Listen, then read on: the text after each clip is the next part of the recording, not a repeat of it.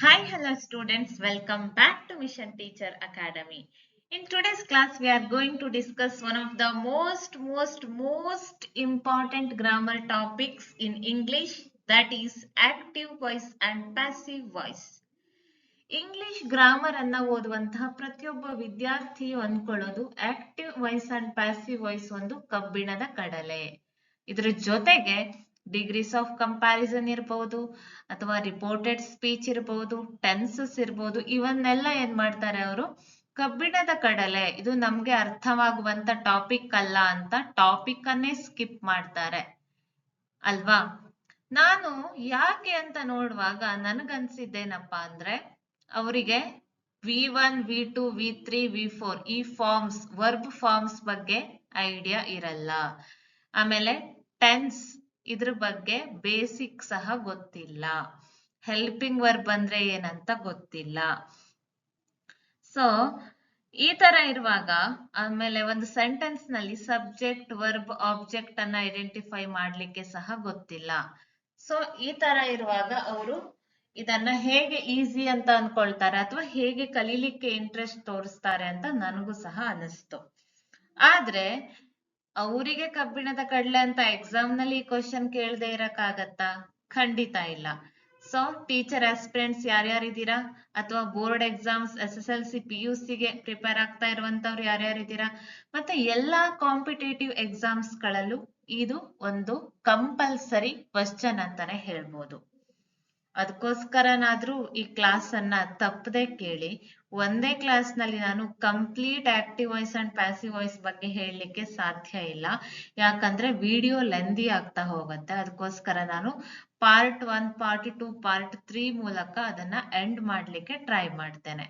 ಯಾಕಂದ್ರೆ ಪ್ರತಿಯೊಂದು ಟೆನ್ಸ್ ಅಲ್ಲಿ ಕ್ವಶನ್ ಇದ್ದಾಗ್ಲೂ ಅದನ್ನ ಹೇಗೆ ಚೇಂಜ್ ಮಾಡುವಂತದ್ದು, ಆಕ್ಟಿವ್ ವಾಯ್ಸ್ ನಿಂದ ಪ್ಯಾಸಿವ್ ವಾಯ್ಸ್ ಇರ್ಬೋದು ಅಥವಾ ಪ್ಯಾಸಿವ್ ವಾಯ್ಸ್ ನಿಂದ ಆಕ್ಟಿವ್ ವಾಯ್ಸ್ ಇರ್ಬೋದು, ಇದನ್ನ ನಾನು ಈ ವಿಡಿಯೋದಲ್ಲಿ ನಿಮ್ಗೆ ಹೇಳ್ತಾ ಹೋಗ್ತೇನೆ. ಸೊ ಈ ವಿಡಿಯೋವನ್ನ ನೀವು ಕೊನೆವರೆಗೂ ಸ್ಕಿಪ್ ಮಾಡದೆ ನೋಡ್ಲಿಕ್ಕೆ ಟ್ರೈ ಮಾಡಿ, ಓಕೆನಾ? Let's see.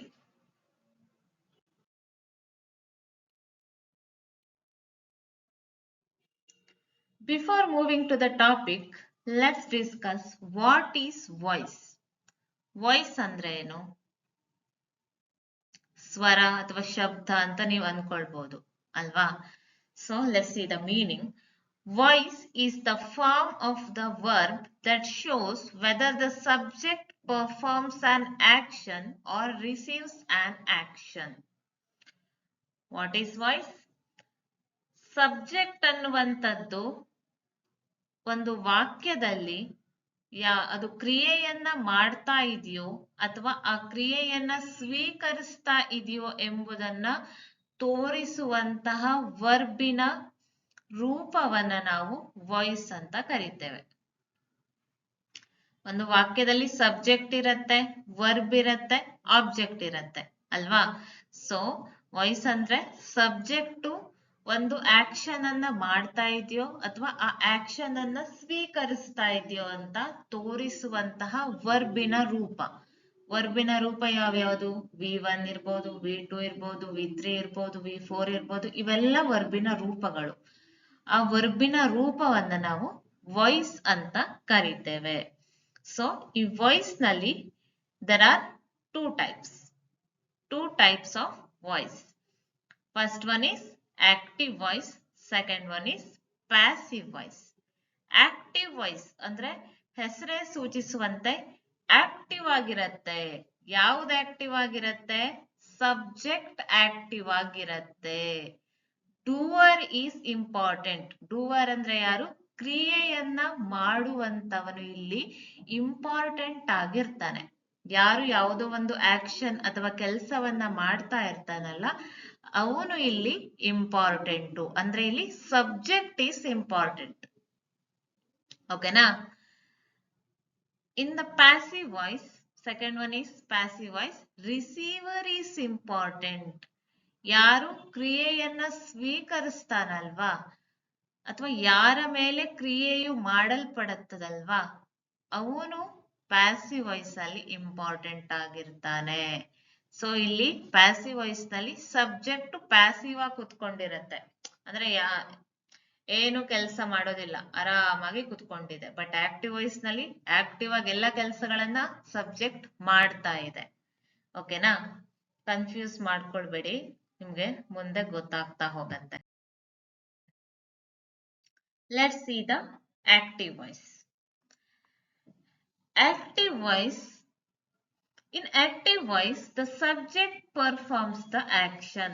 Active voice ನಲ್ಲಿ ಏನಾಗತ್ತೆ, ಸಬ್ಜೆಕ್ಟ್ ಯಾವುದೋ ಒಂದು ಕೆಲಸವನ್ನ ಪರ್ಫಾರ್ಮ್ ಮಾಡತ್ತೆ, ಅಂದ್ರೆ ಆ ಕೆಲಸವನ್ನ ನಿರ್ವಹಿಸುತ್ತೆ.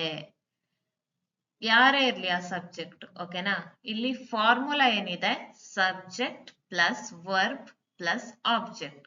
ಒಂದು ಸೆಂಟೆನ್ಸಿನ ಫಾರ್ಮುಲಾ ಸಹ ಇದೇ ಆಗಿರುತ್ತೆ, ಸಬ್ಜೆಕ್ಟ್ ವರ್ಬ್ ಆಬ್ಜೆಕ್ಟ್. ಇನ್ನ ಶಾರ್ಟ್ ಫಾರ್ಮ್ ಏನಂತ ಕರಿತೇವೆ ನಾವು, SVO ಅಂತ ಕರಿತೇವೆ. ನೋಡಿ, ಇಲ್ಲಿ ಎಕ್ಸಾಂಪಲ್ ಕೊಟ್ಟಿದ್ದೇನೆ. Ravi rights a letter. Ravi rights a letter. ಇದು ಆಕ್ಟಿವ್ ವಾಯ್ಸಿನ ಒಂದು ಎಕ್ಸಾಂಪಲ್. ಇಲ್ಲಿ ರವಿ ಅನ್ನುವಂತವನು ಸಬ್ಜೆಕ್ಟ್ ಆಗಿರ್ತಾನೆ, ಅಂದ್ರೆ ಡೂವರ್, ಅವನು ಕೆಲಸವನ್ನ ಮಾಡ್ತಾ ಇದ್ದಾನೆ. ರೈಟ್ಸ್ ಅನ್ನುವಂಥದ್ದು ವರ್ಬ್. ಓಕೆನಾ? ರೈಟ್ಸ್ ಅನ್ನುವಂಥದ್ದೇನು, ಕ್ರಿಯಾಪದ. ಅ ಲೆಟರ್ ಅನ್ನುವಂಥದ್ದು ಆಬ್ಜೆಕ್ಟ್. ಓಕೆನಾ? ಸೊ ಇಲ್ಲಿ ರವಿ ಯಾವ ಕ್ರಿಯೆಯನ್ನ ಮಾಡ್ತಾ ಇದ್ದಾನೆ, ಯಾವ ಕೆಲಸವನ್ನ ಮಾಡ್ತಾ ಇದ್ದಾನೆ? ರವಿ ರೈಟ್ಸ್, ಬರಿತಾ ಇದ್ದಾನೆ. ಏನನ್ನ ಬರಿತಾ ಇದ್ದಾನೆ? A letter. So a letter is the object. So ಇಲ್ಲಿ ಸ್ಟ್ರಕ್ಚರ್ ಏನಾಗಿದ್ರೆ, subject plus verb plus object. Simple ಆಗಿದೆ ಫಾರ್ಮುಲಾ. ಓಕೆನಾ? ಇದು ಆಕ್ಟಿವ್ ವಾಯ್ಸ್. ಇಲ್ಲಿ ಸಬ್ಜೆಕ್ಟ್ ಆಕ್ಟಿವ್ ಆಗಿ ಕೆಲಸ ಮಾಡ್ತಾ ಇದೆ, ಅಂದ್ರೆ ರವಿ ಏನ್ ಮಾಡ್ತಾ ಇದ್ದಾನೆ, ಕೆಲಸವನ್ನ ಮಾಡ್ತಾ ಇದ್ದಾನೆ, ಬರೆಯುವಂತ ಕೆಲಸವನ್ನ ಮಾಡ್ತಾ ಇದ್ದಾನೆ. ಪ್ಯಾಸಿವ್ ವಾಯ್ಸ್ ನೋಡಿ. In passive voice the subject receives the action. So passive voice ನಲ್ಲಿ ಏನಾಗ್ತಾ ಇದೆ, ದ ಸಬ್ಜೆಕ್ಟ್ ರವಿ ಅನ್ನುವಂತವನು ಆಕ್ಷನ್ ಅನ್ನ ರಿಸೀವ್, ಸ್ವೀಕರಿಸ್ತಾ ಇದ್ದಾನೆ. ಇಲ್ಲಿ ಏನಾಗತ್ತೆ, structure object plus helping verb. H.V ಅಂದ್ರೆ ಏನು, ಹೆಲ್ಪಿಂಗ್ ವರ್ಬ್ ಅಂತ ಅರ್ಥ. ಓಕೆನಾ? Helping verb plus V3 plus by plus subject. ಓಕೆನಾ? ನೋಡಿ, ಫಸ್ಟ್ ಕೊಟ್ಟಿರುವಂತಹ ಎಕ್ಸಾಂಪಲ್ ಅನ್ನೇ ನಾನು ಇಲ್ಲಿ ಪ್ಯಾಸಿವ್ ವಾಯ್ಸಿಗೆ ಕನ್ವರ್ಟ್ ಮಾಡಿದ್ದೇನೆ. A letter is written by Ravi. ಹೇಗಾಯ್ತು ಹಾಗಿದ್ರೆ? ಆಕ್ಟಿವ್ ವಾಯ್ಸಿನ ಆಬ್ಜೆಕ್ಟು ಇಲ್ಲಿ ಫಸ್ಟ್ ಬರುತ್ತೆ. Okay, next is helping verb ಅನ್ನ ಹಾಕಿದ್ದೇನೆ. ಹೇಗೆ ಹಾಕಿದ್ದೇನೆ ಅಂತ ನಾನು ನಿಮಗೆ ಎಕ್ಸ್ಪ್ಲೇನ್ ಮಾಡ್ತೇನೆ. V3 ಇದೆ, ಅಲ್ಲಿ ರವಿ ರೈಟ್ಸ್ ಅಂತ ಇತ್ತು, ಇಲ್ಲಿ write, wrote, written. V3 form write ಇಂದು ರಿಟರ್ನ್ ಅಂತ ಆಗಿದೆ. ಬೈ ಅನ್ನುವಂಥದ್ದು ಎಕ್ಸ್ಟ್ರಾ ಇಲ್ಲಿ ಫಾರ್ಮುಲಾದಲ್ಲಿ ಆಡ್ ಆಗಿದೆ. ನೆಕ್ಸ್ಟ್ ಆಕ್ಟಿವ್ ವಾಯ್ಸಿನ ಸಬ್ಜೆಕ್ಟ್ ಇಲ್ಲಿ ಲಾಸ್ಟ್ ಅಲ್ಲಿ ಬರುತ್ತೆ. ಯಾರದು? ರವಿ. ಒಂದು ಲೆಟರು ರವಿಯಿಂದ ಬರೆಯಲ್ಪಟ್ಟಿದೆ. ಸೊ ಇಲ್ಲಿ ಲೆಟರಿಗೆ ಜಾಸ್ತಿ ಇಂಪಾರ್ಟೆನ್ಸ್ ಅನ್ನ ಕೊಡ್ತಾ ಇದ್ದೇವೆ, ಬಟ್ ಆಕ್ಟಿವ್ ವಾಯ್ಸ್ ನಲ್ಲಿ ರವಿಗೆ ಜಾಸ್ತಿ ಇಂಪಾರ್ಟೆನ್ಸ್ ಸಿಗ್ತಾ ಇತ್ತು ಅಲ್ವಾ? ಇಲ್ಲಿ a letter is the object, is the helping verb, written V3 form ವರ್ಬಿನ ಮೂರನೇ ರೂಪ, ರವಿ ಅನ್ನುವಂಥದ್ದು subject. Okay, let's see next. ನಾನು ಸ್ವಲ್ಪ ವರ್ಬ್ ಫಾರ್ಮ್ಸ್ ಅನ್ನ ನಿಮ್ಗೆ ಕೊಟ್ಟಿದ್ದೇನೆ. ಇದೇ ಮಾದರಿಯಲ್ಲಿ ಬೇರೆ ವರ್ಬ್ಸ್ ಗಳನ್ನು ಸಹ ನಾವು ಮಾಡಬಹುದು. ಅದನ್ನ ನಾನು ಮತ್ತೊಂದು ವಿಡಿಯೋದಲ್ಲಿ ನಿಮ್ಗೆ ಹೇಳ್ತೇನೆ. ಇಲ್ಲಿ ನಾನು ನಿಮ್ಗೆ ಜಸ್ಟ್ ನಾ V3 ಅಂದ್ರೆ ಅಥವಾ V4 ಅಂದ್ರೆ ಅರ್ಥ ಆಗ್ಲಿ ಅನ್ನುವಂತ ಕಾರಣಕ್ಕೆ ಮೊದಲು ಇದನ್ನ ಲಿಸ್ಟ್ ಅನ್ನ ಕೊಟ್ಟುಕೊಂಡೇ ಎಕ್ಸ್ಪ್ಲೇನ್ ಮಾಡ್ತಾ ಹೋಗೋಣ ಅಂತ ಇಲ್ಲಿ ಕೊಟ್ಟಿರುವಂತದ್ದು. ಓಕೆನಾ? V1, V2, V3, V4. V ಅಂದ್ರೆ ವರ್ಬ್ ಅಂತ ಅರ್ಥ. ವರ್ಬಿನ ಒಂದನೇ ರೂಪ, ಎರಡನೇ ರೂಪ, ಮೂರನೇ ರೂಪ, ನಾಲ್ಕನೇ ರೂಪ ಅಂತ ನೀವು ಅಂದ್ಕೊಳ್ಬಹುದು. ರೈಟ್ ಅಂತ ವರ್ಬ್ ಇದ್ರೆ, ವರ್ಬ್ ಅಂದ್ರೆ ಏನು? ಕ್ರಿಯಾಪದ. ರೈಟ್ ಇದ್ರೆ write, wrote, written, writing. Eat, ate, eaten, eating. Do, did, done, doing. See, saw, seen, seeing. Take, took, taken, taking. Give, gave, given, giving. Teach, taught, taught, teaching. Read, read, read, reading. ಇಲ್ಲಿ ರೀಡಿನ V2 ಮತ್ತೆ V3 form same ಇದೆ. Read, read ಅಂತ pronounce ಮಾಡುವಂಥದ್ದು. Spelling read ಅಂತಾನೆ ಇರತ್ತೆ, ನಾವು pronounce ಅನ್ನ read ಅಂತ ಮಾಡ್ತೇವೆ. ಓಕೆನಾ? Sing, sang, sung, singing. Sleep, slept, slept, sleeping. Play, played, played, playing. Know, knew, known, knowing. Look, looked, looked, looking. Break, broke, broken, breaking. Buy, bought, bought, buying. So ಇದೇ ತರ ಇನ್ನು ಎಲ್ಲಾ verbs ಗಳಿಗೂ ನಾವು ಏನ್ ಮಾಡಬಹುದು? V1, V2, V3, V4 form ಅನ್ನ ಬರಿಬಹುದು. ಅಲ್ಲೂ ಸಹ ರೆಗ್ಯುಲರ್ ವರ್ಬ್, ಇರ್ರೆಗ್ಯುಲರ್ ವರ್ಬ್ ಅಂತಲ್ಲ ಏನಿದೆ, ಟೈಪ್ಸ್ ಇದೆ. ಅದನ್ನ ನಾನು ಮತ್ತೊಂದು ವಿಡಿಯೋದಲ್ಲಿ ನಿಮ್ಗೆ ಹೇಳ್ತೇನೆ. ಬಟ್ ಇಲ್ಲಿ ನಾನು ನಿಮ್ಗೆ ಅರ್ಥ ಆಗ್ಲಿ, ನಾನು V3 ಫಾರ್ಮ್ ಅಂದ್ರೆ ಯಾವ ಸೆಕ್ಷನ್ ಇಂದ ನೀವು ತಗೊಂಡ್ ಬರ್ಬೇಕು ವರ್ಡ್ ಅನ್ನ ಅನ್ನೋದು ಗೊತ್ತಾಗ್ಲಿ. ಇಲ್ಲಾಂದ್ರೆ ನನ್ನ ಫಾರ್ಮದಲ್ಲಿ V3, V2, V4 ಅಂತ ಹೇಳಿದ್ರೆ ನಿಮ್ಗೂ ಸಹ ಏನಿದು, ಏನು V ಅಂದ್ರೆ, ಏನು 3 ಅಂದ್ರೆ ಅಂತ ನಿಮ್ಗೆ ಕನ್ಫ್ಯೂಸ್ ಆಗ್ಬಾರ್ದು. ಯಾರಿಗೆ ಬೇಸಿಕ್ ಗೊತ್ತಿಲ್ಲದೆ ಇರುವಂತಹ ಸ್ಟೂಡೆಂಟ್ಸ್ ಅನ್ನೋ ಕಾರಣಕ್ಕೆ ನಾನಿಲ್ಲಿ ಈ ಲಿಸ್ಟ್ ಅನ್ನ ಕೊಟ್ಟಿದ್ದೇನೆ ಅಷ್ಟೇ. ಸ್ಯಾಂಪಲ್ ಲಿಸ್ಟ್ ಅಂತ ನೀವು ಅನ್ಕೊಳ್ಬಹುದು. ನೆಕ್ಸ್ಟ್, ಓಕೆ, ಯಾವ ಪ್ರನೌನ್ ಕೊಟ್ಟಾಗ ಹೇಗೆ ಚೇಂಜ್ ಆಗತ್ತೆ ಅಂತ. ಸಬ್ಜೆಕ್ಟಿವ್ ಪ್ರನೌನ್ಸ್ ಮತ್ತೆ ಆಬ್ಜೆಕ್ಟಿವ್ ಪ್ರನೌನ್ಸ್ ಅಂತ ಇರುತ್ತೆ. ಸಬ್ಜೆಕ್ಟ್ ಅಂದ್ರೆ ವಾಕ್ಯದ ಮೊದಲು ಬರುವಂತದ್ದು, ಆಬ್ಜೆಕ್ಟ್ ಅಂದ್ರೆ ಕೊನೆಯಲ್ಲಿ ಬರುವಂತದ್ದು ಅಲ್ವಾ? ಸಪೋಸ್ ಸಬ್ಜೆಕ್ಟ್ ಐ ಅಂತ ಇದೆ, ಆಬ್ಜೆಕ್ಟ್ ಅಲ್ಲಿ ನೀವು ಐ ಅಂತಾನೆ ಬರೀಲಿಕ್ಕೆ ಸಾಧ್ಯ ಇದೆಯಾ? ಇಲ್ಲ ಅಲ್ವಾ? ಅಲ್ಲಿ ಮೀ ಅಂತ ಬರಿಬೇಕಾಗತ್ತೆ.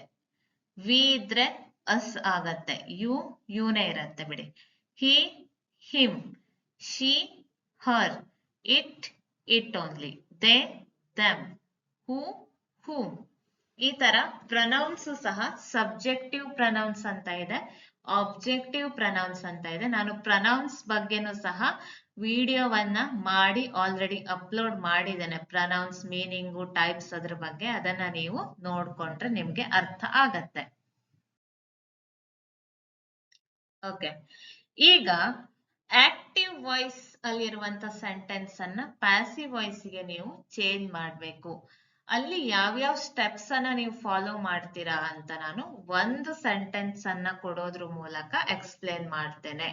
Step to change active into passive voice. Active voice sentence ಇದೆ ಒಂದು. The teacher teaches English. The teacher teaches English ಅಂತ ಸೆಂಟೆನ್ಸ್ ಇದೆ. ಓಕೆನಾ? ಇಲ್ಲಿ ಸ್ಟೆಪ್ 1 ಬಂದ್ಬಿಟ್ಟು ಫೈಂಡ್ ದ ಸಬ್ಜೆಕ್ಟ್. ಈ ಸೆಂಟೆನ್ಸ್ ನಲ್ಲಿ ಏನ್ ಮಾಡ್ಬೇಕು ನೀವು? ಸಬ್ಜೆಕ್ಟ್ ಅನ್ನ ಐಡೆಂಟಿಫೈ ಮಾಡ್ಬೇಕು. ಯಾವ್ದು ಇಲ್ಲಿ ಸಬ್ಜೆಕ್ಟ್? ದ ಟೀಚರ್ ಅನ್ನುವಂಥದ್ದು ಸಬ್ಜೆಕ್ಟ್ ಅಲ್ವಾ? ಓಕೆ, ಸಿಕ್ತು ಈಸಿಯಾಗಿ. Step 2 find the verb. ಏನಿದೆ ವರ್ಬ್? ಟೀಚ್ಸ್. ಟೀಚ್ಸ್ ಅನ್ನುವಂಥದ್ದು ವರ್ಬ್, ಅದು ಸಿಕ್ತು. Step 3 find the object. Object ಯಾವುದು ಅಂತ ಹುಡುಕಿ ಇಲ್ಲಿ. ಇಂಗ್ಲಿಷ್ ಅಲ್ವಾ? SVO, subject verb object. English ಅನ್ನುವಂಥದ್ದು ಆಬ್ಜೆಕ್ಟ್ ಆಯ್ತು. Step 4 move the object to the beginning of the sentence and make it as a subject. So ಇಲ್ಲಿ ನಮ್ಗೆ ಆಬ್ಜೆಕ್ಟ್ ಸಿಕ್ಕಿದೆ ಇಂಗ್ಲಿಷ್ ಅಂತ ಅಲ್ವಾ? ಆ ಇಂಗ್ಲಿಷ್ ಅನ್ನ ನೀವು ಸಬ್ಜೆಕ್ಟ್ ಆಗಿ ಕನ್ವರ್ಟ್ ಮಾಡಿ ಅಂತ ಸ್ಟೆಪ್ 4 ಹೇಳ್ತಾ ಇದೆ ನಿಮ್ಗೆ. ಅಂದ್ರೆ ಏನಾಗತ್ತೆ, ಇಂಗ್ಲಿಷ್ ಅನ್ನುವಂಥದ್ದು ನೀವು ಪ್ಯಾಸಿವ್ ವಾಯ್ಸ್ ಮಾಡುವಾಗ ಫಸ್ಟ್ ಬರುತ್ತೆ, ಇಂಗ್ಲಿಷ್ ಅಂತ ಬರ್ಕೊಂಡ್ರಿ. Next, use the appropriate helping verb according to the tense. Helping verb ಯಾವ್ದು ಬರ್ಬೇಕಾಗಿದ್ರೆ ಈಸ್ ಅಂತ ಬಂದಿದೆ. ಯಾಕೆ? ದ ಟೀಚರ್ ಟೀಚ್ ಇಂಗ್ಲಿಷ್ ಅಂತ ಇದೆ, ಅದು ಸಿಂಪಲ್ ಪ್ರೆಸೆಂಟ್ ಟೆನ್ಸ್ ನಲ್ಲಿ ಇದೆ. ಸೊ ಇಂಗ್ಲಿಷ್ ಅನ್ನುವಂಥದ್ದು ಸಿಂಗ್ಯುಲರ್ ಆಗಿರೋದ್ರಿಂದ ಏನಾಗತ್ತೆ, ಈಸ್ ಅನ್ನುವಂತ ಹೆಲ್ಪಿಂಗ್ ವರ್ಬ್ ಅನ್ನ ನೀವು ಇಡ್ತೀರಾ. Change the main verb into V3 form. ಏನಾಗತ್ತೆ, ಟೀಚ್ ಅನ್ನುವಂಥದ್ದು ಮೇನ್ ವರ್ಬ್ ಅಲ್ವಾ, ಅದರ V3 ಫಾರ್ಮ್ ಏನು? Teach, taught, taught. ಟಾಟ್ ಅಂತ ಬರ್ದ್ರಿ, V3 ಫಾರ್ಮ್ ಅನ್ನ ಇಟ್ರಿ. ಆಮೇಲೆ ಬೈ ಅನ್ನುವಂಥದ್ದು ಫಾರ್ಮುಲಾದಲ್ಲಿ ಇದೆ, ಬೈ ಅನ್ನುವಂಥದ್ದು ಹಾಗೇ ಇರತ್ತೆ. Place the original subject after by. So active voice ನಲ್ಲಿ ಸಬ್ಜೆಕ್ಟ್ ಏನಿತ್ತು, ದ ಟೀಚರ್ ಅನ್ನುವಂಥದ್ದು ಇತ್ತು ಅಲ್ವಾ, ಅದು ಇಲ್ಲಿ ಲಾಸ್ಟ್ ಅಲ್ಲಿ ಬರುತ್ತೆ, ದ ಟೀಚರ್. ಏನಾಯ್ತು ಹಾಗಿದ್ರೆ finally? English is taught by the teacher ಅನ್ನುವಂಥದ್ದು ಫೈನಲ್ ಆನ್ಸರ್ ಸಿಕ್ತು. ಇದಿಷ್ಟು ಸ್ಟೆಪ್ಸ್ ಅನ್ನ ನೀವು ಫಾಲೋ ಮಾಡ್ಕೊಳ್ತಾ ಹೋಗ್ಬೇಕು. ನೆಕ್ಸ್ಟ್ ನೋಡಿ, ಇಲ್ಲಿ ಎಕ್ಸಾಂಪಲ್ಸ್ ಕೊಟ್ಟಿದ್ದೇನೆ. ಹಿ ಹೆಲ್ಪ್ಸ್ ಮೀ. ನೋಡಿ, ಇಲ್ಲಿ ಆಬ್ಜೆಕ್ಟ್ ಏನಿದೆ, ಮೀ ಅಂತ ಇದೆ. ಐ ಅಂತ ಬರಿಬಹುದಿತ್ತಲ್ಲ, ಹಿ ಹೆಲ್ಪ್ಸ್ ಐ ಅಂತ. ಯಾಕೆ ಬರ್ದಿಲ್ಲ? ಇದು ಆಬ್ಜೆಕ್ಟಿವ್ ಪ್ರನೌನ್. ನಾನು ನಿಮ್ಗೆ ಆಗ ಒಂದು ಲಿಸ್ಟ್ ಕೊಟ್ಟೆ, ಪ್ರನೌನ್ಸ್ ಆಬ್ಜೆಕ್ಟ್ ಅಲ್ಲಿ ಬಂದ್ರೆ ಯಾವ್ದು ಬರುತ್ತೆ ಅಂತ ಅಲ್ವಾ. ಸೊ ಈಗ ನಾವೇನ್ ಮಾಡ್ಬೇಕು, ಹಿ ಹೆಲ್ಪ್ಸ್ ಮೀ. ಈಗ ಏನ್ ಮಾಡ್ಬೇಕು, ಮೀ ಅನ್ನ ಫಸ್ಟ್ ತಗೊಂಡ್ ಬರ್ಬೇಕು. ಯಾಕೆ? ಆಕ್ಟಿವ್ ವಾಯ್ಸಿನ ಆಬ್ಜೆಕ್ಟ್ ಪ್ಯಾಸಿವ್ ವಾಯ್ಸ್ ನಲ್ಲಿ ಸಬ್ಜೆಕ್ಟ್ ಆಗಿ ಕನ್ವರ್ಟ್ ಆಗತ್ತೆ. ಸೊ ಐ ಆಮ್ ಅಂತ ಆಯ್ತು. ಯಾಕೆ? ಅದು ಸಬ್ಜೆಕ್ಟಿವ್ ಪ್ರನೌನ್. ನೆಕ್ಸ್ಟ್ ಏನು? I am. ಆಮ್ ಯಾಕೆ ಬಂತಿಲ್ಲಿ? ಮೀಯ ಸಬ್ಜೆಕ್ಟಿವ್ ಪ್ರನೌನ್ ಐ. ಐ ಬಂದಾಗ ಸಿಂಪಲ್ ಪ್ರೆಸೆಂಟ್ ಟೆನ್ಸ್ ನಲ್ಲಿ ಅಥವಾ ಪ್ರೆಸೆಂಟ್ ಟೆನ್ಸ್ ನಲ್ಲಿ ಹೆಲ್ಪಿಂಗ್ ವರ್ಬ್ ಏನಾಗತ್ತೆ, ಆಮ್ ಬರುತ್ತೆ. ಐ ಈಸ್ ಯೂಸ್ ಮಾಡ್ತೇವಾ? ಇಲ್ಲ. ಐ ಆರ್ ಯೂಸ್ ಮಾಡ್ತೇವಾ? ಇಲ್ಲ. ಸೊ ಆಮ್ ಬರುತ್ತೆ ಅಲ್ವಾ. ಸೊ ಹೆಲ್ಪ್ ಅಂತ ಇದೆ, ಹೆಲ್ಪಿನ V3 ಫಾರ್ಮ್ ಏನಾಗತ್ತೆ, help, helped, helped. So helped ಅಂತ ಬರ್ದ್ವಿ. ಬೈ ಅನ್ನುವಂಥದ್ದು ಫಾರ್ಮುಲಾದಲ್ಲೇ ಇದೆ, ಅದನ್ನ ಬರ್ದ್ವಿ. ನೆಕ್ಸ್ಟ್ ಹಿ ಅಂತ ಇದೆ ಸಬ್ಜೆಕ್ಟ್. ಇಲ್ಲಿಯ ಸಬ್ಜೆಕ್ಟ್ ಪ್ಯಾಸಿವ್ ವಾಯ್ಸಿನ ಆಬ್ಜೆಕ್ಟ್ ಆಗತ್ತೆ. ಸೊ ಹಿ ಅನ್ನುವಂಥದ್ದು ಆಬ್ಜೆಕ್ಟಿವ್ ಪ್ರನೌನ್ ಆದಾಗ ಹಿಮ್ ಅಂತ ಆಗತ್ತೆ. ಓಕೆನಾ?